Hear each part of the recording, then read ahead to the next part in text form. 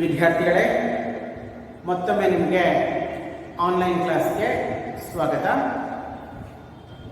ನಾವು ಕಳೆದ ಅವಧಿಗಳಲ್ಲಿ ವೈಯಕ್ತಿಕ ಭಿನ್ನತೆಗಳು ಯೂನಿಟಲ್ಲಿ ಸಂವೇಗಾತ್ಮಕ ಬುದ್ಧಿಶಕ್ತಿ ಹೆಚ್ಚಿಸುವ ಕ್ರಮಗಳು ಅಂದರೆ ಸಂವೇಗಾತ್ಮಕ ಬುದ್ಧಿಶಕ್ತಿ ಸಂವರ್ಧನೆಯ ಕ್ರಮಗಳ ಕುರಿತು ತಿಳ್ಕೊಂಡಿದ್ದೀವಿ.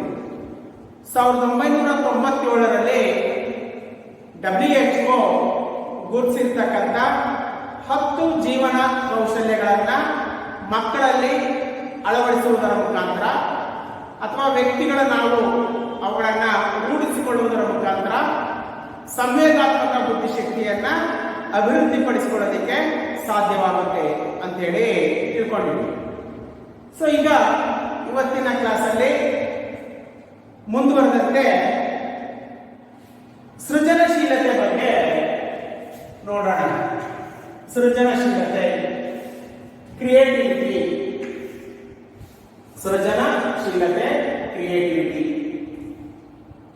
ವೈಯಕ್ತಿಕ ಭಿನ್ನತೆಯ ಕ್ಷೇತ್ರಗಳಲ್ಲಿ ಸೃಜನಶೀಲತೆಯು ಕೂಡ ಒಂದಾಗಿದೆ.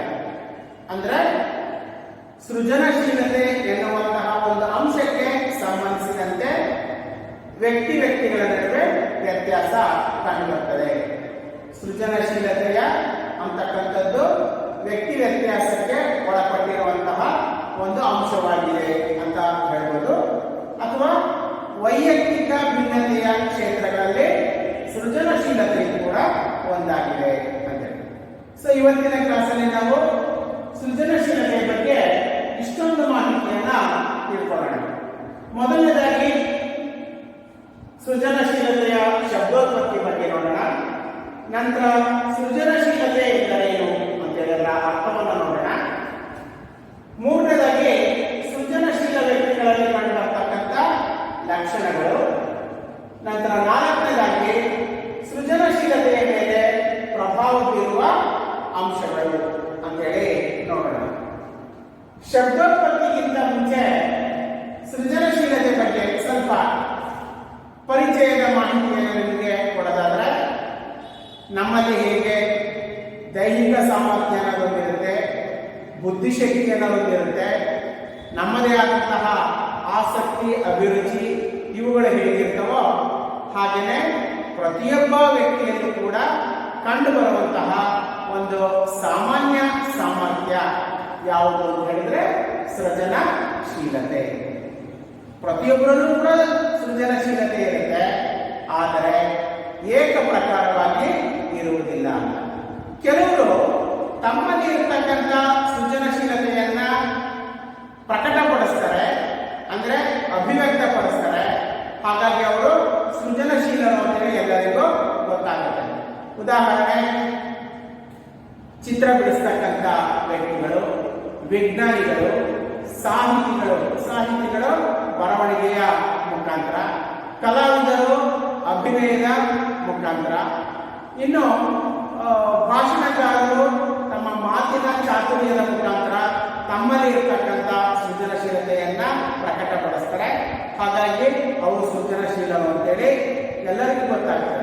ಇನ್ನು ಕೆಲವರು ಅವರದೇ ಆಗಿರ್ತಕ್ಕಂಥ ಕಾರಣಗಳಿಂದಾಗಿ ಮತ್ತು ಪರಿಸರ ಅದಕ್ಕೆ ಅವಕಾಶ ಮಾಡಿಕೊಂಡಿಲ್ಲ ಅನ್ನೋ ಕಾರಣಕ್ಕಾಗಿ ಕೂಡ ತಮ್ಮಲ್ಲಿ ಇರ್ತಕ್ಕಂಥ ಸೃಜನಶೀಲತೆಯನ್ನು ಪ್ರಕಟಪಡಿಸೋದಿಲ್ಲ. ಹಾಗಾಗಿ ಅವರು ಸೃಜನಶೀಲರಾಗಿದ್ದು ಕೂಡ ಇತರರಿಗೆ ಗೊತ್ತಾಗಲ್ಲ. ಒಟ್ಟಾರೆ ಸೃಜನಶೀಲತೆ ಅನ್ನೋದು ಪ್ರತಿಯೊಬ್ಬರಲ್ಲೂ ಕೂಡ ಕಂಡುಬರ್ತಕ್ಕಂಥ ಒಂದು ಲಕ್ಷಣ ಅಥವಾ ಸಾಮರ್ಥ್ಯ ಆಗಿದೆ ಅಂತ ಹೇಳಿ ಹೇಳ್ಬೋದು. ನೆಕ್ಸ್ಟ್, ಸೃಜನಶೀಲತೆಯ ಶಬ್ದೋತ್ಪತ್ತಿ ಬಗ್ಗೆ ನೋಡೋಣ. ಅಂದ್ರೆ etymological meaning or etymological definition of creativity ಅಂತ. ಸೃಜನಶೀಲತೆಗೆ ಕ್ರಿಯೇಟಿವಿಟಿ ಅಂತ ಹೇಳಿ ಕರೀತೀವಿ. ಈ ಕ್ರಿಯೇಟಿವಿಟಿ ಅನ್ನೋ ವರ್ಡ್ ಹೇಗೆ ಉತ್ಪತ್ತಿಯಾಗಿದೆ ಅಂತಂದ್ರೆ, ಲ್ಯಾಟಿನ್ ಭಾಷೆಯ ಕ್ರಿಯೆ ಎನ್ನುವ ಪದದಿಂದ ಬಂದಿರತಕ್ಕಂಥದ್ದೇ ಕ್ರಿಯೇಟಿವಿಟಿ. ನಾವು ಹೀಗೆ ಕೇಳ್ತೀವಿ, ಕ್ರಿಯೇಟಿವಿಟಿ ಪದವು ಯಾವ ಮೂಲ ಭಾಷೆಯಿಂದ ಬಂದಿದೆ ಅಂದರೆ ಕ್ರಿಯೇಟಿವಿಟಿ ಅನ್ನುವ ಆಂಗ್ಲ ಭಾಷೆಯ ವರ್ಡ್ ಲ್ಯಾಟಿನ್ ಭಾಷೆಯ ಕ್ರಿಯೇಟ್ ಎನ್ನುವ ಪದದಿಂದ ಬಂದಿರುವುದು ಆಗಿದೆ. ಲ್ಯಾಟಿನ್ ಭಾಷೆಯಲ್ಲಿ ಕ್ರಿಯೇಟ್ ಅಂತಂದ್ರೆ ಅದರ ಅರ್ಥ ಏನಪ್ಪ ಅಂತ ಹೇಳಿದ್ರೆ ಕ್ರಿಯೇಟ್ ಅಂತೇಳಿ ಅರ್ಥ ಇದೆ. ಲ್ಯಾಟಿನ್ ಭಾಷೆಯಲ್ಲಿ ಕ್ರಿಯೇಟ್ ಎಂದರೆ ಕ್ರಿಯೇಟ್ ಅಂತೇಳಿ ಅರ್ಥ. ಕ್ರಿಯೇಟ್ ಅಂತಂದ್ರೆ ಸೃಷ್ಟಿಸು ಅಂತೇಳಿ ಅರ್ಥವಾಗ್ತದೆ, ಸೃಷ್ಟಿಸು ಅಂತೇಳಿ. ಸೊ ಇದು ಕ್ರಿಯೇಟಿವಿಟಿ ಪದದ ಶಬ್ದೋತ್ಪತ್ತಿ. ಸಾಮಾನ್ಯವಾಗಿ ಯಾರು ಸೃಜನಶೀಲತೆಯನ್ನು ಹೊಂದಿರ್ತಾರೆ ಅವರಿಗೆ ನಾವು ಸೃಜನಶೀಲ ಅಂತ ಹೇಳ್ತೀವಿ. ಅಂತಹ ಸೃಜನಶೀಲರು ಸದಾ ಹೊಸ ವಿಚಾರವನ್ನ ಇಲ್ಲವೇ ಹೊಸ ವಸ್ತುವನ್ನ ಸೃಷ್ಟಿಸುವಂತಹ ಕಾರ್ಯವನ್ನ ಮಾಡ್ತಾರೆ. ಸೊ ಅದೇ ಇಲ್ಲಿ ಅದರ ಹಿನ್ನೆಲೆ ಇದೆ. ಕ್ರಿಯೇಟ್ ಅಂತಂದ್ರೆ ಸೃಷ್ಟಿಸು ಅಂತೇಳಿ ಅರ್ಥ ಇದೆ. ಇನ್ನು ಸೃಜನಶೀಲತೆ ಎಂದರೇನು ಅಂತ ಹೇಳಿ ಅದರ ಅರ್ಥವನ್ನ ನೋಡೋಣ.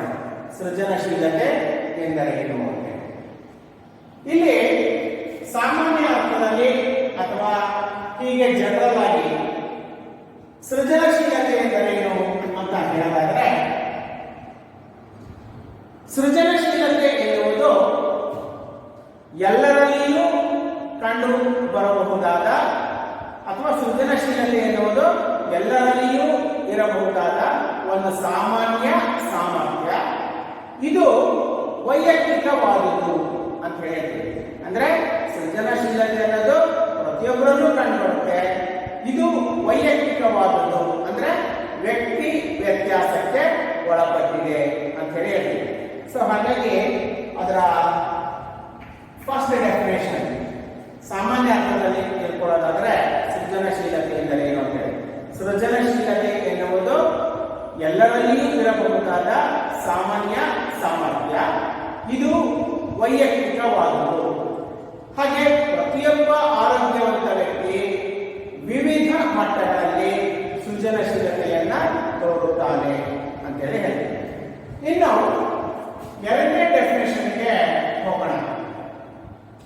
ಗಿಲ್ಫೋರ್ಡ್ ಮತ್ತು ವಿಲ್ಸನ್ ಇವರು ತಮ್ಮ ಜಂಟಿ ಅಧ್ಯಯನದಲ್ಲಿ ಅಂದ್ರೆ ಇಬ್ಬರು ಒಟ್ಟಿಗೆ ಸೇರಿ ಸೃಜನಶೀಲತೆಯನ್ನ ಅಧ್ಯಯನ ಮಾಡುವಂತೆ ಸೃಜನಶೀಲತೆ ಅಂದ್ರೆ ಏನು ಅಂತೇಳಿ ಈ ತರ ವ್ಯಾಖ್ಯಾನ ಕೊಟ್ಟಿದ್ದಾರೆ. ಗಿಲ್ಫೋರ್ಡ್ ಮತ್ತು ವಿಲ್ಸನ್ ಇವರ ಪ್ರಕಾರ ಸೃಜನಶೀಲತೆ ಎಂದರೆ ಹೊಸ ವಿಚಾರ ಅಂದ್ರೆ ನ್ಯೂ ಕಾನ್ಸೆಪ್ಟ್, ನ್ಯೂ ಐಡಿಯಾ ಅಥವಾ ಹೊಸ ವಿಷಯ ಅಂತ ಕೂಡ ಹೇಳ್ಬೋದು. ಹೊಸ ವಿಚಾರ ಇಲ್ಲವೇ ವಸ್ತುವನ್ನ ಸೃಷ್ಟಿಸುವ ಪ್ರಕ್ರಿಯೆಯೇ ಸೃಜನಶೀಲತೆ. ಗಿಲ್ಫೋರ್ಡ್ ವಿಲ್ಸನ್ ಪ್ರಕಾರ ಯಾವುದಾದರೂ ಒಂದು ಹೊಸ ವಿಚಾರ ಇರ್ಬೋದು ಇಲ್ಲವೇ ಹೊಸ ವಸ್ತುವನ್ನ ಸೃಷ್ಟಿಸುವಂತಹ ಪ್ರಕ್ರಿಯೆಯೇ ಸೃಜನಶೀಲತೆ ಅಂತೇಳಿ ಹೇಳ್ತಾರೆ. ಇನ್ನು ಮೂರನೇದಾಗಿ ವಿಲಿಯಂ ಸ್ಟರ್ನ್ ಇವರೊಬ್ಬ ಜರ್ಮನ್ ಮನೋವಿಜ್ಞಾನಿ. ನಾನು ಬುದ್ಧಿಶಕ್ತಿ ಸೂಚ್ಯಂಕ ಹೇಳ್ಬೇಕಾದ್ರೆ ವಿಲಿಯಂ ಸ್ಟರ್ನ್ ಅವರ ಹೆಸರನ್ನಲ್ಲಿ ಹೇಳಿದ್ದೆ. ಅಂದ್ರೆ ಬುದ್ಧಿಶಕ್ತಿ ಸೂಚ್ಯಂಕ ಎಂದರೇನು ಅನ್ನೋದನ್ನ ಫಸ್ಟಿಗೆ ಕಾನ್ಸೆಪ್ಟ್ ಅಥವಾ ಆ ಒಂದು ಐಡಿಯಾವನ್ನ ಕೊಟ್ಟಂತವ್ರು ಯಾರಾಗಿದ್ದಾರೆ ಅಂದ್ರೆ ವಿಲಿಯಂ ಸ್ಟರ್ನ್ ಆಗಿದ್ದಾರೆ. ಜರ್ಮನ್ ಮನೋವಿಜ್ಞಾನಿ ವಿಲಿಯಂ ಸ್ಟರ್ನ್ ಅವರು ಸೃಜನಶೀಲತೆ ಏನು ಅನ್ನೋದಕ್ಕೆ ಈ ತರ ವ್ಯಾಖ್ಯಾನವನ್ನು ಕೊಟ್ಟಿದ್ದಾರೆ. ಏನದು ಅಂತಂದ್ರೆ ಸೃಜನಶೀಲತೆ ಎನ್ನುವುದು ಒಂದು ಪ್ರಕ್ರಿಯೆ ಆಗಿದ್ದು ನವೀನ ಕಾರ್ಯಕ್ಕೆ ಕಾರಣವಾಗಿದೆ ಅಂತ ಹೇಳಿ ಹೇಳ್ತಾರೆ. ಅಂದ್ರೆ ಅವ್ರ ಪ್ರಕಾರ ಸೃಜನಶೀಲತೆ ಎನ್ನುವುದು ನಿರಂತರವಾಗಿ ನಡೆಯುವಂತಹ ಚಟುವಟಿಕೆ. ಅದನ್ನೇ ನಾವು ಸೃಜನಶೀಲತೆ ಎನ್ನುವುದು ಒಂದು ಪ್ರಕ್ರಿಯೆ ಆಗಿದ್ದು ನವೀನ ಕಾರ್ಯಕ್ಕೆ ಕಾರಣ ಆಗಿದೆ ಅಂತೇಳಿ ವಿಲಿಯಂ ಸ್ಟರ್ನ್ ಸೃಜನಶೀಲತೆ ಅಂದ್ರೆ ಏನು ಅಂತೇಳಿ ಅರ್ಥೈಸ್ತಾರೆ. ಇಲ್ಲಿ ನಾನು ಡೆಫಿನೇಷನ್ ಹೇಳಬೇಕಾದ್ರೆ ಹೇಳಿದೆ ನವೀನ ಕಾರ್ಯಕ್ಕೆ ಕಾರಣವಾಗಿದೆ ಅಂತ ಹೇಳಿ. ಬಹುಶಃ ನೀವು ಉದಾಹರಣೆ ಕೊಟ್ಟಿದ್ದಕ್ಕೆ ಬಹುಶಃ ನೀವು ಪ್ರಸ್ತುತ ದಿನಗಳಲ್ಲಿ ಇವುಗಳ ಬಗ್ಗೆ ಕೇಳಿದ್ದೀರ. ಯಾವುದು ಅಂತಂದ್ರೆ ಆನ್ಲೈನ್ ಕ್ಲಾಸ್, ವಿದ್ಯಾಗಮ, ವಟಾರ ಶಾಲೆ, ಹೀಗೆ ಇವೆಲ್ಲ ಮೊದಲು ಇರಲಿಲ್ಲ. ಬಟ್ ಈಗ ಕೊರೋನಾ ಕಾರಣದಿಂದಾಗಿ ವಿದ್ಯಾರ್ಥಿಗಳಿಗೆ ಶಾಲಾ ಕಾಲೇಜುಗಳಲ್ಲಿ ಶಿಕ್ಷಣ ಕೊಡೋದಕ್ಕೆ ಸಾಧ್ಯ ಆಗ್ತಾ ಇಲ್ಲ. ಬಟ್ ವಿದ್ಯಾರ್ಥಿಗಳು ಕಲಿಕೆಯಿಂದ ವಂಚಿತರಾಗಬಾರ್ದು, ಕಲಿಕೆಯಿಂದ ದೂರ ಆಗಬಾರ್ದು ಅನ್ನೋ ಕಾರಣಕ್ಕಾಗಿ ಏನ್ ಮಾಡಬೇಕು ಅಂತ ವಿಚಾರ ಮಾಡಿದಾಗ ಆಗ ಸೃಜನಶೀಲತೆಯಿಂದ ಗೊತ್ತಾದಂತ ಕಾರ್ಯಕ್ರಮಗಳೇ ಇವುಗಳು ಅಂತ ಹೇಳ್ಬೋದು. ಆನ್ಲೈನ್ ಕ್ಲಾಸಸ್ ಇರ್ಬೋದು, ಅಥವಾ ವಿದ್ಯಾಗಮ ಅಂತಕ್ಕಂಥದ್ದು, ವಟಾರ ಶಾಲೆ ಅಂತಕ್ಕಂಥದ್ದು. ಸೊ ಅವುಗಳ ಉದಾಹರಣೆ ಹೇಳ್ಬೋದು. ಅವೆಲ್ಲ ಸೃಜನಶೀಲತೆಯ ಕೊಡುಗೆಗಳಾಗಿದ್ದಾವೆ ಅಥವಾ ಸೃಜನಶೀಲತೆಯ ಪರಿಣಾಮಗಳು ಆಗಿದ್ದಾವೆ ಅಂತೇಳಿ ಹೇಳ್ಬೋದು. ಇನ್ನು ಮೊದಲನೇ ಯೂನಿಟ್ ಅಲ್ಲಿ ಫಸ್ಟ್ ಯೂನಿಟ್ ಭಾವರೂಪಣ ಮತ್ತು ಚಿಂತನೆ ಅನ್ನೋದರಲ್ಲಿ ಚಿಂತನೆಯ ಪ್ರಕಾರಗಳಲ್ಲಿ ಒಂದು ಪ್ರಕಾರ ಇತ್ತು. ಯಾವುದು ಅಂತಂದ್ರೆ ಸೃಜನಾತ್ಮಕ ಚಿಂತನೆ ಅಂತೇಳಿ. ಒಬ್ಬ ವ್ಯಕ್ತಿ ಅಂದ್ರೆ ಸೃಜನಶೀಲರು ಸಾಮಾನ್ಯವಾಗಿ ಮಾಡುವಂತಹ ಆಲೋಚನೆ ಏನಾಗಿರುತ್ತಪ್ಪ ಅಂದ್ರೆ ಸೃಜನಾತ್ಮಕ ಆಲೋಚನೆ ಆಗಿರುತ್ತೆ. ಅಥವಾ ಒಂದು ಆಲೋಚನೆಯಿಂದ ಹೊಸ ವಿಚಾರ ಇಲ್ಲವೇ ಒಂದು ಹೊಸ ವಸ್ತು ಅಥವಾ ಭಾಗಶಃ ಅದರ ಹೊಸತನ ಕಂಡುಹಿಡಿಯೋದಕ್ಕೆ ಚಿಂತನೆಯನ್ನ ಕೈಗೊಂಡ್ರೆ ಅದು ಸೃಜನಾತ್ಮಕ ಚಿಂತನೆ ಅಂತ ಹೇಳಿ. ಸೊ ಅಲ್ಲಿ ನೀವು ಸೃಜನಾತ್ಮಕ ಚಿಂತನೆ ಬಗ್ಗೆ ತಿಳ್ಕೊಂಡಿದ್ರಿ. ಇಲ್ಲಿ ನಿಮಗೆ ಆ ಫಸ್ಟ್ ವರ್ಡ್ ಇದೆಯಲ್ಲ ಸೃಜನಾತ್ಮಕ ಅಂದ್ರೆ ಕ್ರಿಯೇಟಿವಿಟಿ, ಅದ್ರ ಬಗ್ಗೆ ಈ ಕ್ಲಾಸಲ್ಲಿ ಡೀಟೇಲ್ ಆಗಿ ತಿಳ್ಕೊಳ್ತಾರೆ. ಸೊ ಇಲ್ಲಿ ವಿಲಿಯಂ ಸ್ಟರ್ನ್ ಪ್ರಕಾರ ಸೃಜನಶೀಲತೆ ಎನ್ನುವುದು ಒಂದು ಪ್ರಕ್ರಿಯೆ ಆಗಿದ್ದು ನವೀನ ಕಾರ್ಯಕ್ಕೆ ಕಾರಣ ಆಗಿದೆ ಅಂತ ಹೇಳಿ.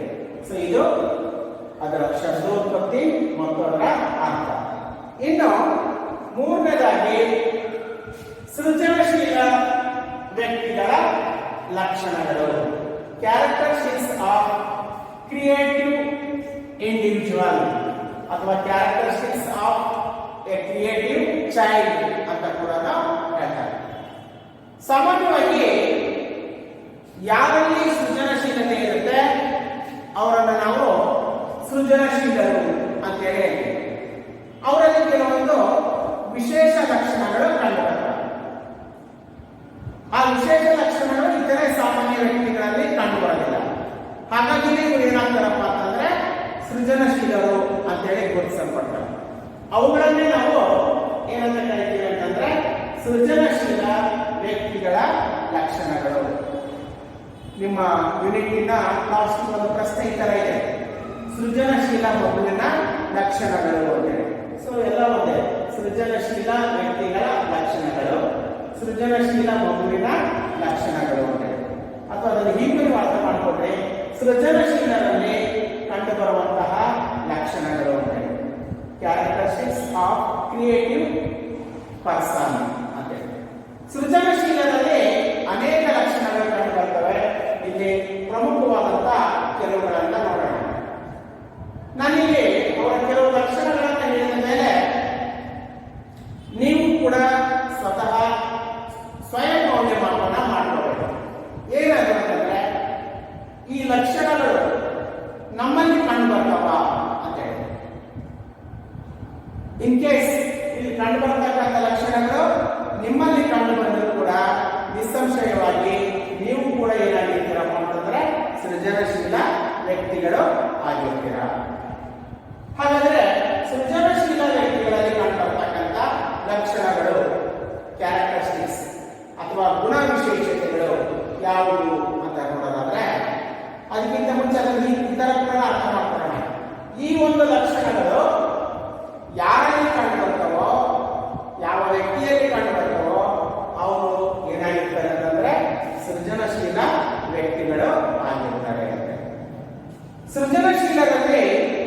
ಕಂಡು ಬರ್ತಕ್ಕಂಥ ಲಕ್ಷಣಗಳು ಅಂತಂದ್ರೆ ಮೊದಲನೇದಾಗಿ ಇವರಲ್ಲಿ ಸ್ವಂತಿಕೆ ಕಂಡು ಬರುತ್ತೆ. ಸ್ವಂತಿಕೆ ಅಂದ್ರೆ ಒರಿಜಿನಾಲಿಟಿ, ತಮ್ಮತನ ಅನ್ನೋದು ಕಂಡು ಬರ್ತದೆ. ಅದನ್ನು ನಾನು ಈ ತರ ಹೇಳ್ತೀನಿ, ಯಾವುದೇ ಒಂದು ವಿಷಯ ಇರ್ಬೋದು ಅದರ ಬಗ್ಗೆ ಆಗಲಿ ಅಥವಾ ಒಂದು ವಿಷಯವನ್ನ ಅಭಿವ್ಯಕ್ತಪಡಿಸುವುದರಲ್ಲಿ ಆಗಲಿ ಅವರಲ್ಲಿ ಏನ್ ಕಂಡು ಬರ್ತದೆ ಅಂತಂದ್ರೆ ಸ್ವಂತಿಕೆ ಕಂಡು ಬರ್ತದೆ. ಅದು ಸೃಜನಶೀಲ ವ್ಯಕ್ತಿಗಳ ಒಂದು ಲಕ್ಷಣ ಆಗಿದೆ. ವಿಚಾರಗಳಿಗೆ ಸಂಬಂಧಿಸಿದಂತೆ ಮತ್ತು ಅಭಿವ್ಯಕ್ತತನದಲ್ಲಿ, ಅಭಿವ್ಯಕ್ತತನ ಅಂತಂದ್ರೆ ಪ್ರಕಟಪಡಿಸೋದ್ರಲ್ಲಿ ಅಥವಾ ವ್ಯಕ್ತಪಡಿಸೋದ್ರಲ್ಲಿ ಸ್ವಂತಿಕೆ ಕಂಡು ಬರ್ತದೆ. ಇನ್ನು ಎರಡನೇ ಲಕ್ಷಣ ಅಂತಂದ್ರೆ ನೀವು ಇವುಗಳನ್ನ ಕೇಳಿದ್ದೀರ, ಯಾವುದು ಅಂತಂದ್ರೆ ಆಸಕ್ತಿ, ಅವಧಾನ, ಕುತೂಹಲ, ಏಕಾಗ್ರತೆ, ಈ ತರದ ಟರ್ಮ್ಸ್. ಸೃಜನಶೀಲದಲ್ಲಿ ಆಸಕ್ತಿನೇ ಇರ್ಬೋದು, ಕುತೂಹಲನೇ ಇರ್ಬೋದು, ಮನಸ್ಸನ್ನ ಕೇಂದ್ರೀಕರಿಸ್ತಕ್ಕಂಥ ಏಕಾಗ್ರತೆನೇ ಇರ್ಬೋದು, ಇವುಗಳು ಗರಿಷ್ಠ ಮಟ್ಟದಲ್ಲಿ ಕಂಡು ಬರ್ತವೆ. ಅದು ಮತ್ತೊಂದು ಲಕ್ಷಣ. ಆಸಕ್ತಿ, ಕುತೂಹಲ, ಏಕಾಗ್ರತೆ ಮತ್ತೆ ನಿರಂತರವಾಗಿ ಪ್ರಯತ್ನ ಪಡ್ತಕ್ಕಂಥ ಪ್ರಯತ್ನಶೀಲತೆ, ಇವುಗಳು ಗರಿಷ್ಠ ಮಟ್ಟದಲ್ಲಿ ಕಂಡು ಬರ್ತದೆ. ನಂತರ ಮೂರನೇದಾಗಿ ಅವರ ಲಕ್ಷಣ ಅಂತಂದ್ರೆ ಸಾಮಾನ್ಯವಾಗಿ ಸೃಜನಶೀಲರು ತಮ್ಮ ಸುತ್ತಲಿನ ಪರಿಸರದ ಬಗ್ಗೆ ಹೆಚ್ಚು ಆಸಕ್ತಿ, ಕುತೂಹಲವನ್ನ ಹೊಂದಿರ್ತಾರೆ. ಸೃಜನಶೀಲರು ತಮ್ಮ ಸುತ್ತಲಿನ ಪರಿಸರದ ಬಗ್ಗೆ ಹೆಚ್ಚು ಆಸಕ್ತಿ ಮತ್ತು ಕುತೂಹಲವನ್ನ ಹೊಂದಿರ್ತಾರೆ. ಹೆಚ್ಚು ಆಸಕ್ತಿ ಮತ್ತು ಕುತೂಹಲ ಅಂದ್ರೆ ಏನು, ಸೃಷ್ಟಿನಲ್ಲಿ ವಿಶೇಷತೆಗಳು, ವೈಶಿಷ್ಟ್ಯತೆಗಳು ಕಂಡು ಬರ್ತಾವಲ್ಲ, ಅವುಗಳ ಬಗ್ಗೆ ತಿಳ್ಕೊಳ್ತಕ್ಕಂಥ ಒಂದು ಹಂಬಲವುಳ್ಳವರಾಗಿರ್ತಾರೆ. ಅದನ್ನು ತಿಳ್ಕೊಳ್ಳೋದಕ್ಕೂ ಕೂಡ ಪ್ರಯತ್ನ ಪಡ್ತಾರೆ. ಅದು ಅವರಲ್ಲಿ ಇರ್ತಕ್ಕಂಥ ಒಂದು ಲಕ್ಷಣ. ಇನ್ನೊಂದು ಅಂತ ಹೇಳಿದ್ರೆ ಸೃಜನಶೀಲರು ಸಂಶೋಧನೆಯ ಗುಣವನ್ನ ಹೊಂದಿರ್ತಾರೆ. ಸೃಜನಶೀಲರಲ್ಲಿ ಕಂಡುಬರ್ತಕ್ಕಂಥ ಮತ್ತೊಂದು ಲಕ್ಷಣ ಅಂದ್ರೆ ಸೃಜನಶೀಲರು ಸಂಶೋಧನೆಯ ಗುಣವನ್ನ ಹೊಂದಿರ್ತಾರೆ. ಸಂಶೋಧನೆ ಅಂದ್ರೆ ನಾವು ರಿಸರ್ಚ್ ಅಂತ ಹೇಳ್ತೀವಿ. ಅಂದ್ರೆ ಹೊಸದರ ಹುಡುಕಾಟ ಅಥವಾ ಯಾವುದೇ ಒಂದು ವಿಚಾರದ ಬಗ್ಗೆ ಕಾರಣ ಸಹಿತವಾಗಿ ತಿಳ್ಕೊಳ್ತಕ್ಕಂಥ ಒಂದು ಪ್ರವೃತ್ತಿ. ಸೃಜನಶೀಲರಲ್ಲಿ ಸಂಶೋಧನೆಯ ಗುಣ ಕಂಡು ಬರ್ತದೆ. ನಾವು ಸಾಮಾಜಿಕ ವಿಜ್ಞಾನಿಗಳಿರ್ಬೋದು ಅಥವಾ ವಿಜ್ಞಾನದ ವಿಜ್ಞಾನಿಗಳಿರ್ಬೋದು, ಅವರನ್ನು ನಾವು ಸೃಜನಶೀಲರಿಗೆ ಉದಾಹರಣೆಗಳನ್ನಾಗಿ ಕೊಡ್ತೀವಿ. ಯಾಕಂದ್ರೆ ಸದಾ ಅವರು ಹೊಸದರ ಹುಡುಕಾಟದಲ್ಲಿ ಇರ್ತಾರೆ. ಹಾಗಾಗಿ ಸಂಶೋಧನೆಯ ಗುಣ ಹೊಂದಿರ್ತಾರೆ ಅನ್ನೋದು ಕೂಡ ಸೃಜನಶೀಲ ವ್ಯಕ್ತಿಗಳ ಲಕ್ಷಣಗಳಲ್ಲಿ ಒಂದಾಗಿದೆ.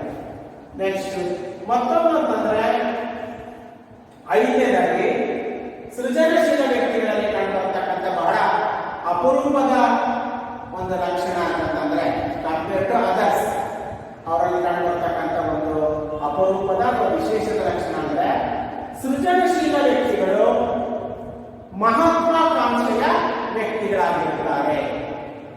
ಮಹತ್ವಾಕಾಂಕ್ಷೆಯ ವ್ಯಕ್ತಿಗಳಾಗಿರುತ್ತಾರೆ ಅಂದ್ರೆ ಗುರಿಯ ಆಯ್ಕೆಯಲ್ಲಿ ಕೂಡ ದೊಡ್ಡ ಗುರಿಯನ್ನು ಇಟ್ಕೊಳ್ತಾರೆ.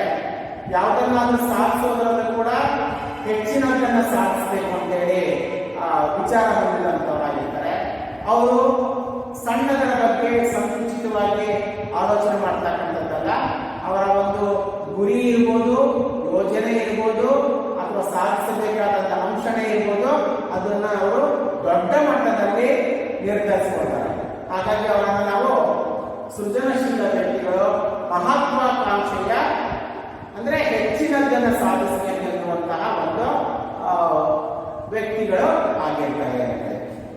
ನೆಕ್ಸ್ಟ್ ಸೃಜನಶೀಲರಲ್ಲಿ ಕಂಡುಬರ್ತಕ್ಕಂಥ ಇನ್ನೊಂದು ಲಕ್ಷಣ ಅಂತಂದ್ರೆ ಇವರು ಯಾವುದೇ ರೀತಿಯ ಹೊಗಳಿಕೆಗಳಿಗೆ,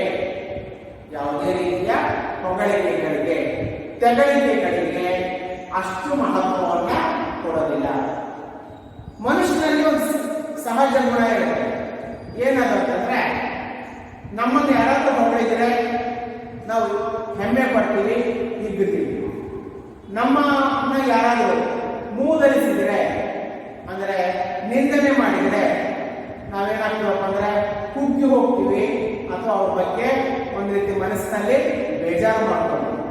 ಆದ್ರೆ ಸೃಜನಶೀಲರಿದ್ದಾರಲ್ಲ, ಇವರು ಹೊಗಳಿಕೆಗಳಿಗೆ ಆಗಲಿ ತೆಗಳಿಕೆಗಳಿಗೆ ಆಗಲಿ ಬೈಯೋದಕ್ಕೆ ಆಗಲಿ ಅಥವಾ ನಿಂದನೆಗೆ ಆಗಲಿ ಹೆಚ್ಚು ಮಹತ್ವವನ್ನು ಕೊಡಲ್ಲ, ಕಿವಿ ಕೊಡೋದಿಲ್ಲ ಅಂತ ಹೇಳ್ಬೋದು.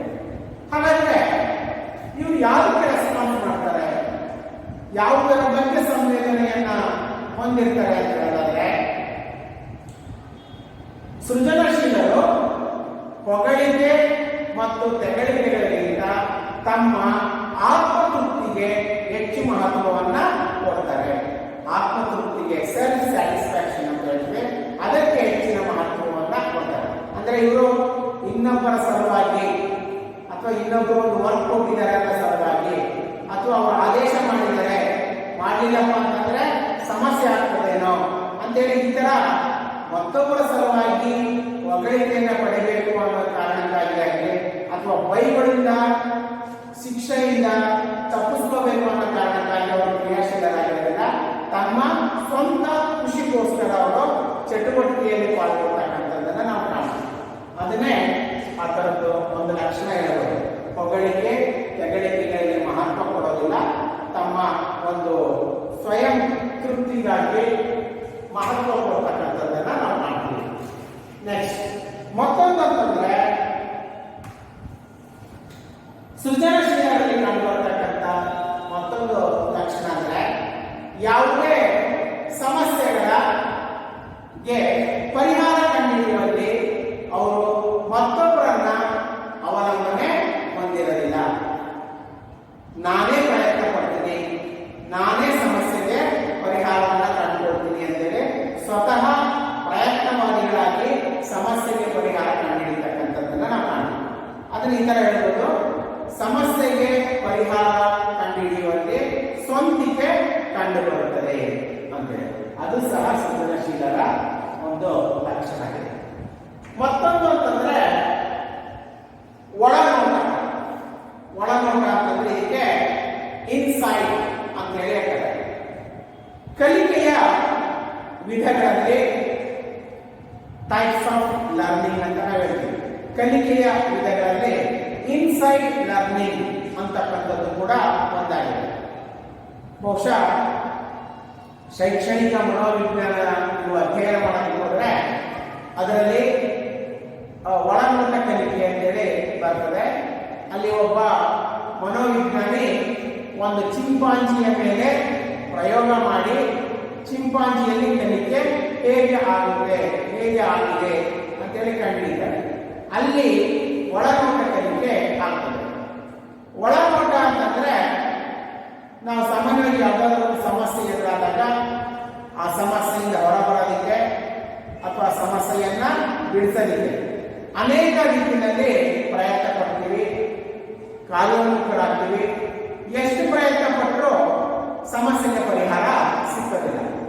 ಅಂತ ಸಂದರ್ಭದಲ್ಲಿ ಒಂದು ರೀತಿ ಕೈ ಚೆಲ್ಲಿದಂತೆ ನಾನು ಎಲ್ಲಾ ರೀತಿಯಿಂದ ಪ್ರಯತ್ನ ಪಟ್ಟೆ, ಆದ್ರೂ ಇದಕ್ಕೆ ಪರಿಹಾರ ಸಿಗ್ತಾ ಇಲ್ಲ, ಏನ್ ಮಾಡಬೇಕು ಅಂತೇಳಿ ಸುಮ್ಮನೆ ಕೂತು ಒಂದು ಕ್ಷಣ ಹೊತ್ತು ಆಲೋಚನೆ ಮಾಡ್ತಿದ್ದಾಗ ಮನಸ್ಸಿನಿಂದಲೇ ಒಂದು ಐಡಿಯಾ ಬರ್ತದೆ, ಪರಿಹಾರ ಸಿಗ್ತದೆ. ಅದ್ಯಾರು ಮತ್ತೊಬ್ಬರು ಹೇಳ್ಕೊಟ್ಟಿರ್ತದಲ್ಲ, ನಮ್ಮ ಮನಸ್ಸಿನಿಂದಲೇ ಅದಕ್ಕೆ ಪರಿಹಾರ ಉದ್ಭವ ಆಗುತ್ತೆ. ಅದನ್ನ ಪರಿಶೀಲಿಸಿ ನೋಡ್ತೀವಿ, ಆಗಲೇ ಸಮಸ್ಯೆಗೆ ಪರಿಹಾರ ಸಿಗ್ತದೆ. ಅಂದ್ರೆ ವ್ಯಕ್ತಿಗೆ ಒಂದು ಸಮಸ್ಯೆಯ ನಿವಾರಣೆಯಲ್ಲಿ ಪರಿಹಾರ ಆತನಿಂದಲೇ ಅಂದ್ರೆ ಮನಸ್ಸಿನಿಂದಲೇ ಕಂಡು ಬಂದ್ರೆ ಅದನ್ನ ನಾವು ಒಳನೋಟ ಅಂತ ಹೇಳ್ತೇವೆ, ಇನ್ಸೈಡ್. ಸೃಜನಶೀಲ ವ್ಯಕ್ತಿಗಳು ಸಮಸ್ಯೆಯ ಪರಿಹಾರದಲ್ಲಿ ಒಳನೋಟವನ್ನ ಪಡೆಯುತ್ತಾರೆ. ಇದು ಅವರಲ್ಲಿ ಕಂಡುಬರ್ತಕ್ಕಂಥ ಮತ್ತೊಂದು ಲಕ್ಷಣ. ನಾನೀಗ ಹೇಳಿದೆ ಸಮಸ್ಯೆಯ ಪರಿಹಾರದಲ್ಲಿ ಸ್ವಂತಿಕೆ ಕಂಡು ಬರ್ತದೆ ಅಂತ. ಆ ಸ್ವಂತಿಕೆಗೆ ಸಪೋರ್ಟಿಂಗ್ ಆಗಿ ಇರ್ತಕ್ಕಂಥದ್ದು ಯಾವಪ್ಪ ಅಂದ್ರೆ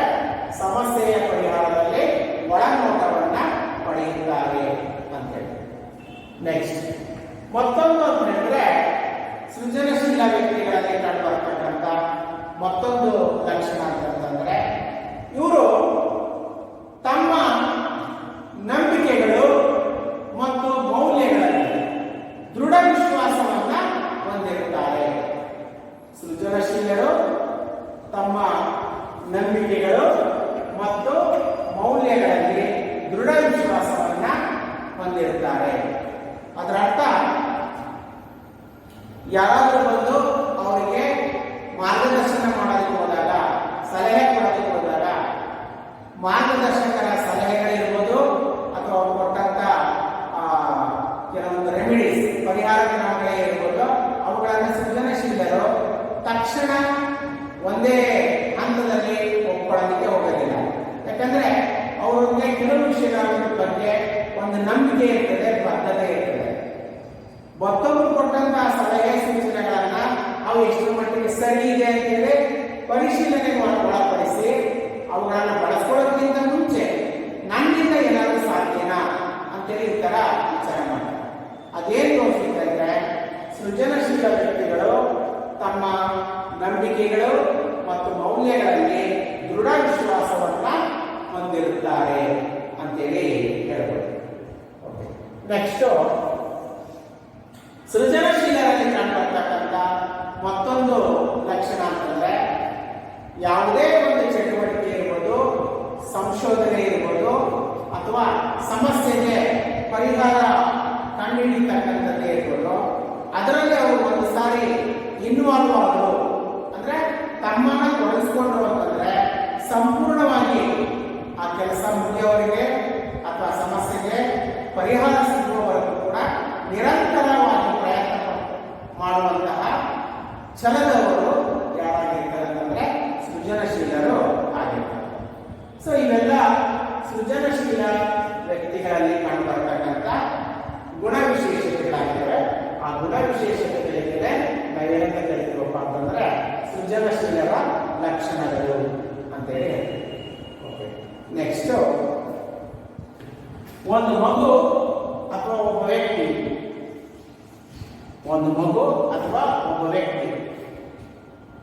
ಸೃಜನಶೀಲರಿದ್ದಾರೆ ಅನ್ನೋದಾದ್ರೆ ಅವರ ಸೃಜನಶೀಲತೆಯ ಮೇಲೆ ಪ್ರಭಾವ ಬೀರುವಂತಹ ಅಂಶಗಳು ಯಾವುದು ಅಂತೇಳಿ ನೋಡೋಣ.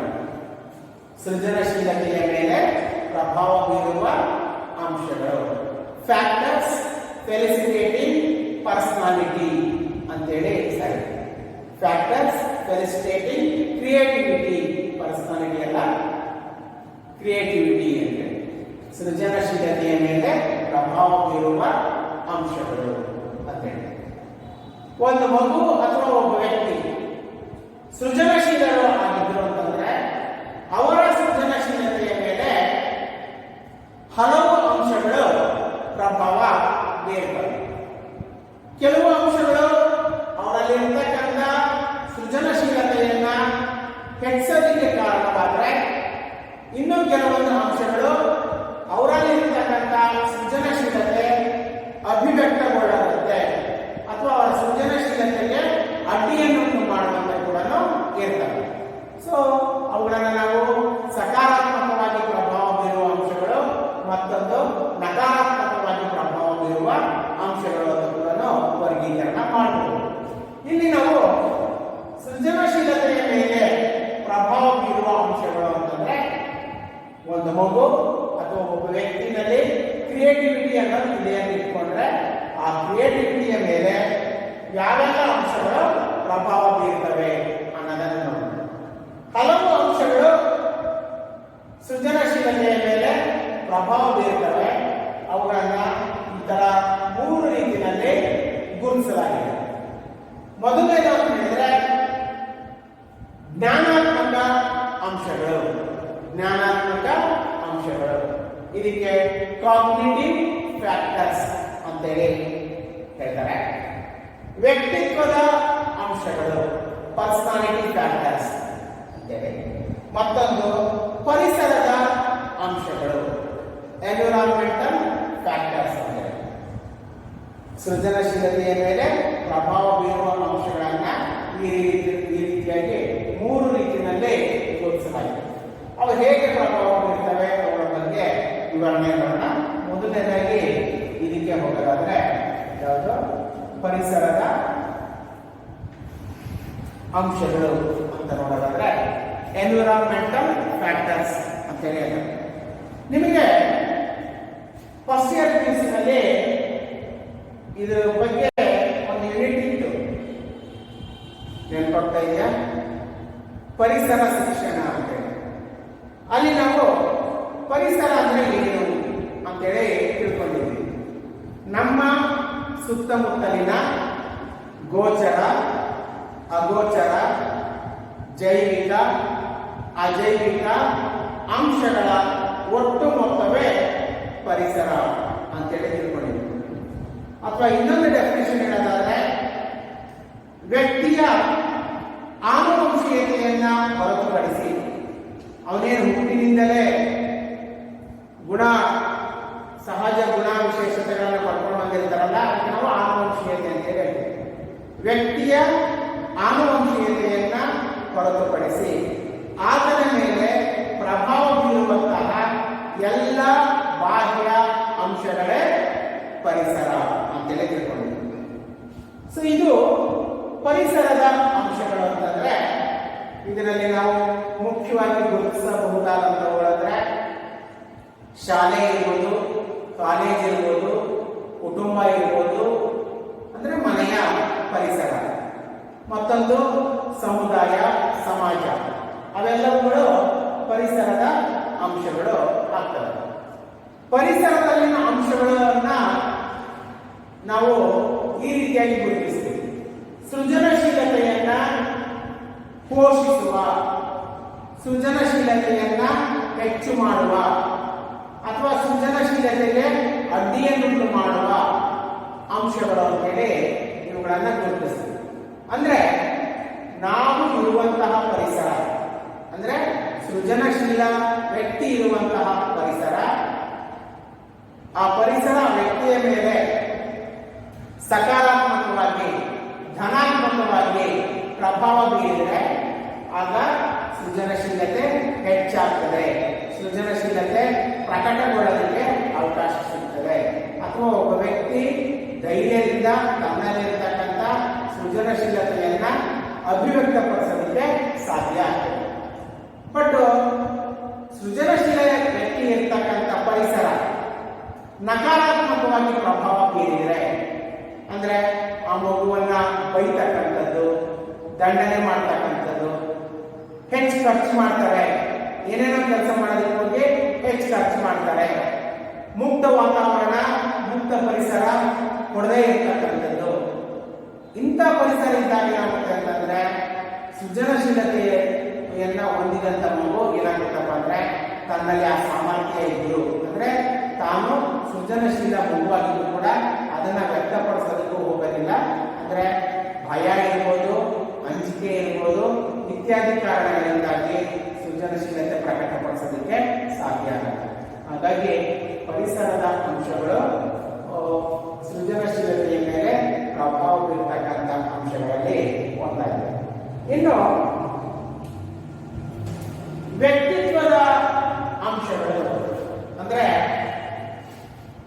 ಪರ್ಸನಾಲಿಟಿ ಫ್ಯಾಕ್ಟರ್ಸ್ ಅಂತ ಹೇಳಿ ಹೇಳ್ತಾರೆ. ವ್ಯಕ್ತಿತ್ವದ ಅಂಶಗಳು ಇದ್ರ ಬಗ್ಗೆ ತಿಳ್ಕೊಳ್ಳೋದಾದ್ರೆ ಇಲ್ಲೇನು ವರ್ಡ್ ಇದೆಯಲ್ಲ ವ್ಯಕ್ತಿತ್ವ, ಪರ್ಸನಾಲಿಟಿ ಅಂತ ನಿಮಗೆ ಸೆಕೆಂಡ್ ಇಯರ್ ಪಿಯುಸಿನಲ್ಲಿ 3ನೇ ಯೂನಿಟ್ ಅದರ ಬಗ್ಗೆ ಇದೆ. ವ್ಯಕ್ತಿತ್ವ ಮತ್ತು ಸಮಾಯೋಜನೆ. ಅಲ್ಲಿ ವ್ಯಕ್ತಿತ್ವದ ಬಗ್ಗೆ ಡಿಟೇಲ್ ಆಗಿ ಬರುತ್ತೆ. ಅಲ್ಲಿ ನಾವು ಹೇಳ್ತೀವಿ ವ್ಯಕ್ತಿತ್ವ ಎಂದರೆ ಏನು ಅಂದರೆ ಒಬ್ಬ ವ್ಯಕ್ತಿ ಏನೆಲ್ಲ ಆಗಿದ್ದಾನೆಯೋ, ಒಬ್ಬ ವ್ಯಕ್ತಿ ಏನೆಲ್ಲ ಆಗಿದ್ದಾನೆಯೋ ಅದೇ ಆತನ ವ್ಯಕ್ತಿತ್ವ. ಆ ರೀತಿಯಾಗಿ ಹೇಳ್ಬೋದು. ಅಥವಾ ಮತ್ತೊಂದು ರೀತಿಯಲ್ಲಿ ಹೇಳೋದಾದ್ರೆ ವ್ಯಕ್ತಿಯಲ್ಲಿನ ಆಂತರಿಕ ಮತ್ತು ಬಾಹ್ಯ ವರ್ತನೆಗಳ ಒಟ್ಟು ಮೊತ್ತವೇ ವ್ಯಕ್ತಿತ್ವ ಅಂತ ಹೇಳಿ. ವ್ಯಕ್ತಿತ್ವದ ಅಂಶಗಳು ಸಹ ಸೃಜನಶೀಲತೆಯ ಮೇಲೆ ಪ್ರಭಾವ ಬೀರುತ್ತೆ. ಅಂದ್ರೆ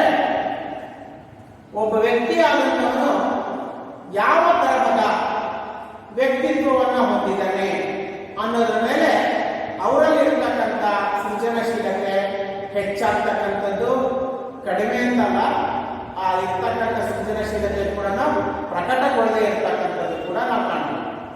ಕೆಲವರು ಯಾವ ತರಹದ ವ್ಯಕ್ತಿತ್ವದವರಾಗಿರ್ತಾರೆ ಅಂದರೆ ಧೈರ್ಯ ಇರ್ತದೆ, ಪ್ರಯತ್ನವಾದಿಗಳಿರ್ತಾರೆ, ನಿರಂತರವಾಗಿ ಕ್ರಿಯಾಶೀಲವಾಗಿರ್ತಕ್ಕಂಥ ಗುಣ ಇರ್ತದೆ. ನಂತರ ತಾಳ್ಮೆ ಜಾಸ್ತಿ ಇರ್ತದೆ, ಆಸಕ್ತಿ ಜಾಸ್ತಿ ಇರ್ತದೆ, ಕುತೂಹಲ ಜಾಸ್ತಿ ಇರ್ತದೆ, ತಮ್ಮ ಸುತ್ತಲಿನ ಪರಿಸರದ ಬಗ್ಗೆ ತಿಳ್ಕೊಳ್ಬೇಕಂತೇಳಿ ಹಂಬಲಗೊಳ್ಳುವಂಥವರು ಕೂಡ ಆಗಿರ್ತಾರೆ. ಈ ತರಹದ ವ್ಯಕ್ತಿತ್ವದ ಅಂಶಗಳಿದ್ರೆ ಅದು ಏನಾಗುತ್ತೆ ಅಂದ್ರೆ ಒಂದು ಮಗುವಿನ ಸೃಜನಶೀಲತೆ ಹೆಚ್ಚಾಗಲಿಕ್ಕೆ ಅಥವಾ ಮಗುವಿನ ಸೃಜನಶೀಲತೆ ಪ್ರಕಟಗೊಳ್ಳಲಿಕ್ಕೆ ಸಾಧ್ಯ ಆಗುತ್ತೆ. ಇನ್ನು ಕೆಲವರು ಈ ತರಹದ ವ್ಯಕ್ತಿತ್ವದವರು ಆಗಿರ್ತಾರೆ.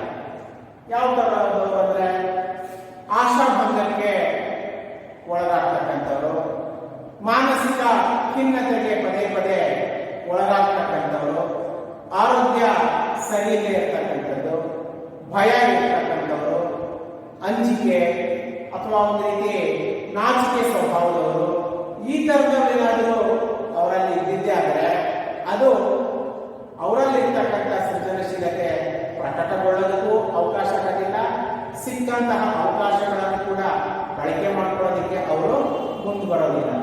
ಅಂದ್ರೆ ಹೀಗೆ ವ್ಯಕ್ತಿತ್ವದ ಅಂಶಗಳು ಸಹ ಸೃಜನಶೀಲತೆಯ ಮೇಲೆ ಪ್ರಭಾವವನ್ನ ಬೀರ್ತವೆ.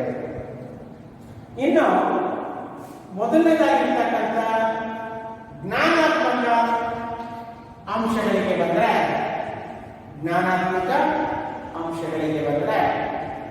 ಕಾಗ್ನಿಟಿವ್ ಫ್ಯಾಕ್ಟರ್ಸ್ ಅಂತ ಹೇಳ್ತಾರೆ.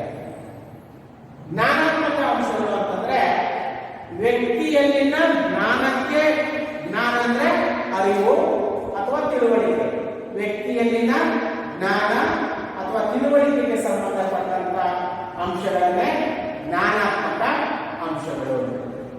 ಜ್ಞಾನಾತ್ಮಕ ಅಂಶಗಳಲ್ಲಿ ನಾವು ಒಂದು 4 ಗುರುತಿಸಬಹುದು. ಮೊದಲನೇದು ಯಾವುದು ಅಂತ ಹೇಳಿದ್ರೆ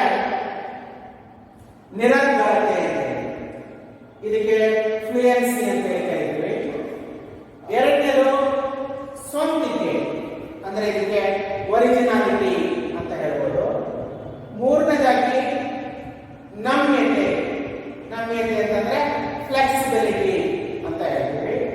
ಮತ್ತೊಂದು ವಿಸ್ತೃತಗೊಳಿಸುವಿಕೆ, ಎಲಾಬರೇಷನ್, ವಿಸ್ತೃತಗೊಳಿಸುವಿಕೆ, ಎಲಾಬರೇಷನ್ ಅಥವಾ ಇದಕ್ಕೆ ವಿಶದೀಕರಿಸುವಿಕೆ ಅಂತ ಕೂಡ ನಾವು ಹೇಳ್ಬೋದು. ಇವೆಲ್ಲ ವ್ಯಕ್ತಿಯಲ್ಲಿನ ತಿಳುವಳಿಕೆಗೆ ಸಂಬಂಧಪಟ್ಟಂತ ಅಂಶಗಳಾಗಿವೆ. ಆದ್ದರಿಂದ ಅದನ್ನು ನಾವು ಜ್ಞಾನಾತ್ಮಕ ಅಂಶಗಳು ಅಂತೇಳಿ ಹೇಳ್ತೀವಿ. ನಿರಂತರತೆ ಅಂತಂದ್ರೆ ಒಂದು ಉದಾಹರಣೆ ಕೊಡ್ತೀನಿ, ನಂತರ ಅದು ಸುಲಭವಾಗಿ ನಿಮಗೆ ಅರ್ಥ ಆಗ್ತದೆ. ನಿಮಗೆ ಗೊತ್ತಿರ್ಬೋದು, ನಾವು ಈ ಶಾಲಾ ಕಾಲೇಜುಗಳಲ್ಲಿ ಆಶುಭಾಷಣ ಸ್ಪರ್ಧೆಯನ್ನು ಏರ್ಪಡಿಸ್ತೀವಿ. ಪಿಕ್ ಅಂಡ್ ಸ್ಪೀಕ್ ಅಂತೇಳಿ, ಅಂದ್ರೆ ಒಂದು ಬಾಕ್ಸ್ ಒಳಗಡೆ ಒಂದು ಚೀಟಿಯನ್ನ ಪಿಕ್ ಮಾಡೋದು ಅಂದ್ರೆ ಎತ್ಕೊಳ್ಳೋದು. ಅದರಲ್ಲಿ ಯಾವುದೋ ಒಂದು ಸಬ್ಜೆಕ್ಟ್ ಇರ್ತದೆ. ಆ ಸಬ್ಜೆಕ್ಟಿನ ಬಗ್ಗೆ ಪೂರ್ವ ತಯಾರಿ ಇಲ್ಲದೆ, ಪೂರ್ವ ಸಿದ್ಧತೆ ಇಲ್ಲದೆ ತಕ್ಷಣವೇ ನಿರಂತರವಾಗಿ ಮಾತಾಡ್ತಕ್ಕಂಥದ್ದು. ಇದು ಕೆಲವರಿಗೆ ಸಾಧ್ಯ ಆಗ್ತದೆ, ಕೆಲವರಿಗೆ ಸಾಧ್ಯನೇ ಆಗೋದಿಲ್ಲ. ನಾವಲ್ಲಿ 3 ನಿಮಿಷನೋ 4 ನಿಮಿಷನೋ ಗೊತ್ತುಪಡಿಸಿರ್ತೀವಿ. ಕೆಲವರು ಆ ಚೀಟಿಯನ್ನು ಓದಿ ವಾಪಸ್ ಆ ಚೀಟಿಯನ್ನು ಇಲ್ಲದೆ ಹೋಗ್ಬಿಡ್ತಾರೆ. ಇನ್ನು ಕೆಲವರು ವಾರ್ನಿಂಗ್ ಬೆಲ್ ಹಾಕಿದ್ರು ಕೂಡ ಏನೇನೋ ತಕ್ಷಣಕ್ಕೆ ನೆನಪು ಮಾಡಿಕೊಂಡು ಹೆಚ್ಚು ಹೊತ್ತು ಮಾತಾಡೋದನ್ನ ನಾವು ಕಾಣ್ತೀವಿ. ಅದು ಅವರಲ್ಲಿ ಇರ್ತಕ್ಕಂಥ ನಿರರ್ಗಳತೆಯನ್ನ ತೋರಿಸುತ್ತೆ. ಅಂದ್ರೆ ಒಂದು ವಸ್ತು, ಒಬ್ಬ ವ್ಯಕ್ತಿ ಅಥವಾ ಒಂದು ವಿಚಾರದ ಬಗ್ಗೆ ತನ್ನ ಅಭಿಪ್ರಾಯಗಳನ್ನ ಅಡೆತಡೆ ಇಲ್ಲದೆ, ವಿತೌಟ್ ಬ್ರೇಕ್ ಅಂತ ಹೇಳ್ಬೋದು, ಅಡೆತಡೆ ಇಲ್ಲದೆ ಪ್ರತಿಕ್ರಿಯಿಸೋದಿದೆಯಲ್ಲ, ಅದಕ್ಕೆ ನಾವೇನಂತ ಹೇಳ್ತೀವಪ್ಪ ಅಂದ್ರೆ ನಿರರ್ಗಳತೆ. ಈ ನಿರರ್ಗಳತೆ ಯಾರಲ್ಲಿ ಇರುತ್ತೋ ಅವರು ಸಹಜವಾಗಿ ಅವರಲ್ಲಿರ್ತಕ್ಕಂಥ ಸೃಜನಶೀಲತೆ ಹೆಚ್ಚಾಗಲಿಕ್ಕೆ ಸಾಧ್ಯ ಆಗ್ತದೆ. ನೀವು ಈ ತರದ ತಿಳಿತೀರ, ಆಶು ಕವಿಗಳು ಅಂತೇಳಿ. ಕವಿಗಳು ಬೇರೆ, ಆಶು ಕವಿಗಳು ಬೇರೆ. ಆಶು ಕವಿಗಳು ಅಂತಂದ್ರೆ ಇದ್ದಕ್ಕಿದ್ದಂತೆ ದಿಢೀರ್ ಅಂತೇಳಿ ಒಂದು ಕವನವನ್ನ ಅಥವಾ ಒಂದು ಕಾವ್ಯವನ್ನ ಕಟ್ಟಿ ಹೇಳ್ತಕ್ಕಂಥದ್ದು ಆಶು ಕವಿಗಳು. ಅದು ಅವರಲ್ಲಿರ್ತಕ್ಕಂಥ ಸೃಜನಶೀಲತೆಯನ್ನ ತೋರಿಸುತ್ತೆ, ನಿರರ್ಗಳತೆ. ನಂತರ ಸ್ವಂತಿಕೆ, ಒರಿಜಿನಾಲಿಟಿ. ಸಾಮಾನ್ಯವಾಗಿ ಯಾರು ಸೃಜನಶೀಲರಿರ್ತಾರೋ, ನಾನು ಆಗಲೇ ಹೇಳಿದ್ದೀನಿ, ಅವರಲ್ಲಿ ಸ್ವಂತಿಕೆ ಕಂಡುಬರ್ತದೆ. ಮತ್ತೊಬ್ಬರನ್ನ ಕಾಪಿ ಮಾಡೋದಿಲ್ಲ, ಮತ್ತೊಬ್ಬರನ್ನ ಅನುಸರಿಸೋದಿಲ್ಲ. ಅವರ ವಿಚಾರಗಳೇ ಇರ್ಬೋದು, ತರ್ಕಗಳೇ ಇರ್ಬೋದು, ವಿಷಯವನ್ನ ಅಭಿವ್ಯಕ್ತಪಡಿಸ್ತಕ್ಕಂಥದ್ದೇ ಇರ್ಬೋದು, ಅದರಲ್ಲಿ ಅವರತನ ಕಂಡುಬರ್ತದೆ. ಅದನ್ನ ನಾವು ಸ್ವಂತಿಕೆ ಅಂತೇಳಿ ಹೇಳ್ತೀವಿ, ಒರಿಜಿನಾಲಿಟಿ. ಒಬ್ಬ ವ್ಯಕ್ತಿ ಸೃಜನಶೀಲ ಆಗಬೇಕಂದ್ರೆ ಇದರ ಅವಶ್ಯಕತೆ ಇದೆ, ಸ್ವಂತಿಕೆಯ ಅವಶ್ಯಕತೆ ಇದೆ. ನಂತರ ಮೂರನೇದಾಗಿ ನಮ್ಯತೆ. ನಮ್ಯತೆ ಅಂತಂದ್ರೆ ಇದಕ್ಕೆ ಫ್ಲೆಕ್ಸಿಬಿಲಿಟಿ ಅಂತೇಳಿ ಹೇಳ್ತೀವಿ. ಏನಿದು ನಮ್ಯತೆ ಅಂದ್ರೆ, ನಿಮ್ಗೆ ಇನ್ನೊಂದು 2 ಎಕ್ಸಾಂಪಲ್ ಕೊಡ್ತೀನಿ. ನಾವು ಯಾವುದೋ ಒಂದು ಕೆಲಸ ಅಥವಾ ಕಾರ್ಯದಲ್ಲಿ ಪಾಲ್ಗೊಂಡಿರ್ತೀವಿ ಅಂತ ಇಟ್ಕೊಳ್ಳಿ. ಆ ಕೆಲಸಕ್ಕೆ ಸಂಬಂಧಪಟ್ಟಂತ ಅಂಕೆ ಸಂಖ್ಯೆಗಳು ಅಂದ್ರೆ ದತ್ತಾಂಶಗಳಿರ್ತದೆ ಅಥವಾ ಕಚ್ಚಾ ಪದಾರ್ಥಗಳು ಇರ್ತದೆ. ಆ ದತ್ತಾಂಶಗಳನ್ನೇ ಆಗಲಿ ಅಥವಾ ಕಚ್ಚಾ ಪದಾರ್ಥಗಳನ್ನಾಗಲಿ ಏಕ ರೀತಿಯಾಗಿ ಅಂದ್ರೆ ಒಂದೇ ರೀತಿಯಾಗಿ ಬಳಕೆ ಮಾಡಿಕೊಂಡು ವಸ್ತುವನ್ನ ಉತ್ಪಾದನೆ ಮಾಡೋದಕ್ಕೆ ಬದಲಾಗಿ ಆ ದತ್ತಾಂಶಗಳನ್ನೇ ಪುನರ್ವಿಂಗಡಣೆ ಮಾಡತಕ್ಕಂಥದ್ದು ಅಥವಾ ಕಚ್ಚಾ ಪದಾರ್ಥಗಳನ್ನೇ ಮರುಪರಿಶೀಲಿಸಿ ಹೊಸ ಸಾಧ್ಯತೆಗಳ ಬಗ್ಗೆ ಆಲೋಚನೆ ಮಾಡತಕ್ಕಂಥದ್ದು. ಅಂದ್ರೆ ದತ್ತಾಂಶಗಳನ್ನ ರೂಪಾಂತರಿಸುವುದು ಅಥವಾ ಒಂದು ವಿಷಯದಲ್ಲಿನ ಹೊಸ ಪ್ರಯೋಜನಗಳನ್ನ, ಅಡ್ವಾಂಟೇಜಸ್ ಅಂತ ಹೇಳ್ತೀವಿ, ಅವುಗಳನ್ನ ಗುರುತಿಸ್ತಕ್ಕಂಥದ್ದು. ಇವುಗಳನ್ನು ನಾವು ನಮ್ಯತೆ ಅಂತೇಳಿ ಹೇಳ್ತೀವಿ. ಇದಕ್ಕೊಂದು ಒಳ್ಳೆ ಬೆಸ್ಟ್ ಎಕ್ಸಾಂಪಲ್ ಅಂದ್ರೆ, ಮನೆಗಳಲ್ಲಿ ಒಂದು ಚಿಕ್ಕ ಮಗು ಇದೆ ಅಂತ ಇಟ್ಕೊಳ್ರಿ.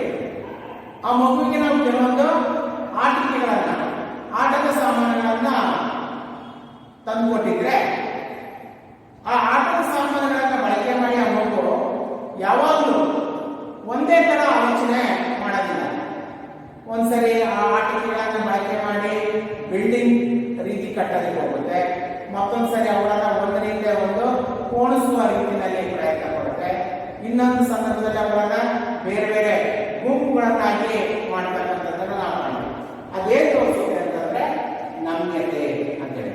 ಸೊ ನಮ್ಮಲ್ಲಿ ಮಿರರ್ಗಳಲ್ಲಿ ಸ್ವಂತಿಕೆ, ನಮ್ಯತೆ ಇದ್ರೆ ಅದು ಯಾವುದಕ್ಕೆ ಸಂಬಂಧಪಟ್ಟದ್ದು ಅಂತಂದ್ರೆ ವ್ಯಕ್ತಿಯಲ್ಲಿನ ಜ್ಞಾನಕ್ಕೆ ಸಂಬಂಧಪಟ್ಟಂತದ್ದಾಗುತ್ತೆ. ಆಗ ಅವರಲ್ಲಿ ಸೃಜನಶೀಲತೆ ಹೆಚ್ಚಾಗಲಿಕ್ಕೆ ಸಾಧ್ಯ ಆಗ್ತದೆ. ಅಂದ್ರೆ ಇವೆಲ್ಲವೂ ಕೂಡ ಸೃಜನಶೀಲತೆಯ ಮೇಲೆ ಪ್ರಭಾವ ಬೀರ್ತಕ್ಕಂಥ ಅಂಶಗಳಾಗಿವೆ. ಇನ್ನೊಂದು ಜ್ಞಾನಾತ್ಮಕ ಅಂಶಗಳಲ್ಲಿನೇ ಮತ್ತೊಂದು, ಅದು ವಿಸ್ತೃತಗೊಳಿಸುವಿಕೆ, ವಿಶದೀಕರಿಸುವಿಕೆ ಅಂತ ಹೇಳ್ತಾರೆ, ಅಥವಾ ಅದಕ್ಕೆ ಎಲಾಬರೇಷನ್ ಅಂತೇಳಿ ಹೇಳ್ತಾರೆ. ವಿಸ್ತೃತಗೊಳಿಸುವಿಕೆ ಅಂತಂದ್ರೆ ಯಾವುದೇ ಒಂದು ವಿಚಾರ, ವಸ್ತು ಅಥವಾ ವಿಷಯದ ಬಗ್ಗೆ ಸಮಗ್ರವಾಗಿ ತಿಳ್ಕೊಳ್ತಕ್ಕಂಥದ್ದು. ಸಮಗ್ರವಾಗಿ ತಿಳ್ಕೊಂಡು ಅದನ್ನ ಬೇರೆಯವರಿಗೆ ಪರಿಚಯಿಸುವಂತಹ ಒಂದು ಸಾಮರ್ಥ್ಯಕ್ಕೆ ಏನಂತ ಹೇಳ್ತಾರೆ ಅಂದ್ರೆ ವಿಸ್ತೃತಗೊಳಿಸುವಿಕೆ ಅಂತ. ಇದಕ್ಕೊಂದು ಒಳ್ಳೆಯ ಎಕ್ಸಾಂಪಲ್ ಅಂದ್ರೆ, ನಿಮಗೆ ಈ ಭಾಷಾ ವಿಷಯಗಳಲ್ಲಿ ಅಂದ್ರೆ ಲ್ಯಾಂಗ್ವೇಜ್ಗಳಲ್ಲಿ ಒಂದು ಟಾಪಿಕ್ ಕೊಟ್ಬಿಟ್ಟು ಅದ್ರ ಬಗ್ಗೆ ಎಸ್ಸೆ ಬರೀರಿ ಅಂತ ಹೇಳ್ತಾರೆ, ಪ್ರಬಂಧ ಬರೀರಿ ಅಂತ. ಯಾವುದೋ ಒಂದು ಶೀರ್ಷಿಕೆ ಇರುತ್ತೆ, ಒಂದು ಟೈಟಲ್ ಇರುತ್ತೆ, ಅದನ್ನು ಕುರಿತು 2 ಪುಟ 3 ಪುಟದಷ್ಟು ವಿಷಯವನ್ನ ಬರೀಬೇಕಾಗುತ್ತೆ.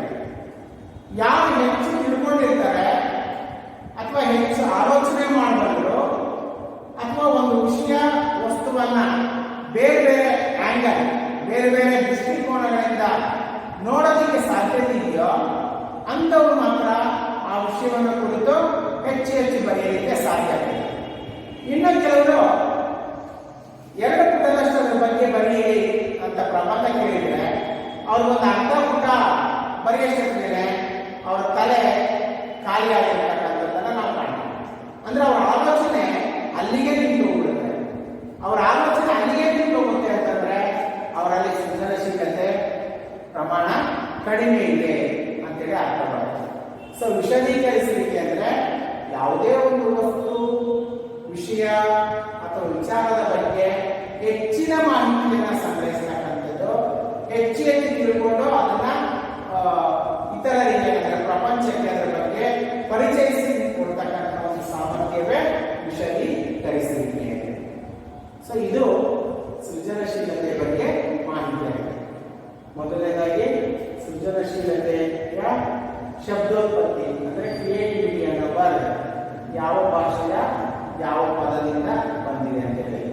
ನಂತರ ಸೃಜನಶೀಲತೆಯ ವ್ಯಾಖ್ಯಾನಗಳು, ಮತ್ತೊಂದು ಸೃಜನಶೀಲತೆಯಲ್ಲಿ ಕಂಡುಬರತಕ್ಕಂಥ ಲಕ್ಷಣಗಳು, ನೆಕ್ಸ್ಟ್ ಸೃಜನಶೀಲತೆಯ ಮೇಲೆ ಪ್ರಭಾವ ಬೀರುವ ಅಂಶಗಳು ಇಷ್ಟ ಆಗಿದೆ.